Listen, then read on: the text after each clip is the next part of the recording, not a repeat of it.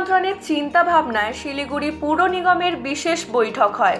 Traffic ADCP, মহকুমা শাসক সহ অন্যান্য আধিকারিকদের নিয়ে বৈঠক সারলেন মেয়র গৌতম দেব। শহর শিলিগুড়িকে যানজট মুক্ত করতে বিভিন্ন সময় বিভিন্নভাবে পরিকল্পনা করা হয়েছিল, তাতে কোনো সুফল না মেলায় শিলিগুড়ি পুর নিগমের মেয়র গৌতম দেব শহরকে নতুন দিশা দেখাতে এই উদ্যোগ গ্রহণ করেন।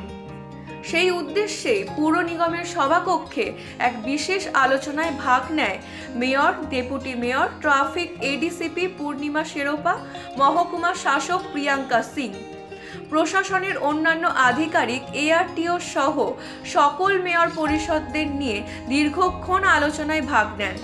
আলোচনার শেষে মেয়র সাংবাদিকদের জানান, নতুন বছরে নতুনভাবে সিদ্ধান্ত নেওয়া হবে। শহরে আনুমানিক প্রায় 4000-এর ওপর টোটোর 3 নম্বর রয়েছে। এই সকল টোটোগুলিকে বিভিন্ন রং করে তাদের চিহ্নিত করে বিভিন্ন দিকে ছড়িয়ে দেওয়া হবে। সুতরাং আমাদের সামনে আইন আছে, আমাদের কাছে অ্যাপেক্স কোর্টের ডাইরেকশন আছে, সেইটা রেখে মানুষের সাথে কথা বলে আমরা এখানে এসেছি মানুষের হয়ে কাজ করতে।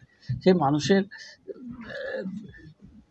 কালের দাবি, যারা এটা চালাচ্ছে তাদের সুবিধা অসুবিধা সবটা মিলে একটা গ্রহণযোগ্য সিদ্ধান্তের জায়গায় আসবো এবং সেটা ইমপ্লিমেন্টেশনে সবার সহযোগিতা চাই। শিলিগুড়ি থেকে পার্থ প্রতিম দাসের report, U Bangla TV. U Bangla TV, হৃদয় ছুঁয়ে যায়।